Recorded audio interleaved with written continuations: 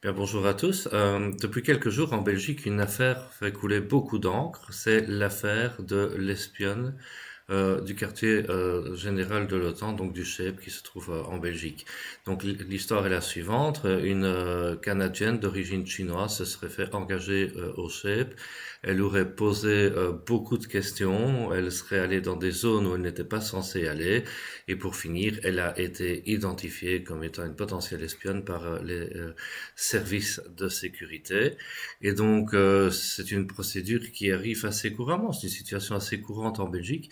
Et comme dans d'autres pays d'ailleurs, l'espionnage est quelque chose de courant dans nos démocraties.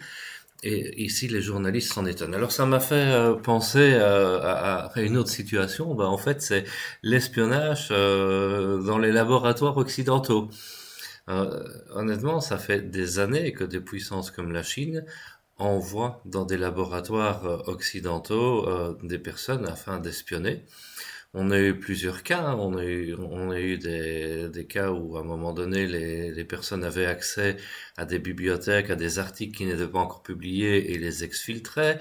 On a eu d'autres cas où c'était des professeurs, c'est un cas d'ailleurs new-yorkais, je ne citerai pas le nom du professeur, mais des professeurs étaient invités dans des universités chinoises avec des salaires de 50 000 $ par mois, évidemment révéler des secrets. Et donc voilà, donc cette perméabilité, cet espionnage existe. Alors pourquoi est-ce que je le ramène dans les laboratoires plutôt qu'au chef de l'OTAN? Ben, tout simplement parce que c'est dans les laboratoires universitaires que commence la recherche la plus fondamentale et en fait les capacités, voire les capacités de défense de demain. Donc c'est bien d'avoir parlé de cet espionnage au chef, mais je pense qu'on doit se concentrer aussi sur l'espionnage dans les laboratoires universitaires. Et ça nous mène à une autre question. Peut-être qu'il faut avoir des zones sécurisées dans les universités et peut-être qu'il faut réduire cette sacro-sainte liberté académique qui parfois fait peser de gros problèmes sur la nation, de grosses difficultés sur la nation. J'ai moi-même été abordé à plusieurs reprises par des puissances étrangères pour venir travailler pour eux, pour éventuellement leur expliquer ce que je faisais dans mon laboratoire lors de conférences. Je me rappelle de voyages en Asie où j'étais suivi par des guides qui étaient clairement des représentants de partis et qui posaient des questions non-stop.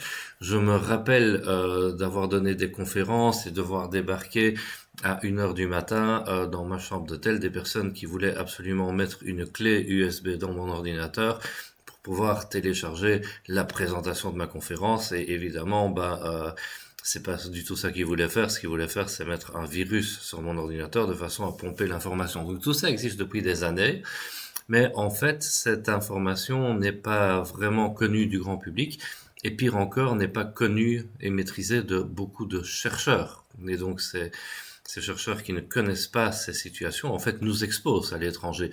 Donc je pense que l'université aurait vraiment intérêt à renforcer ces formations et à rappeler à nos chercheurs qu'ils sont à risque.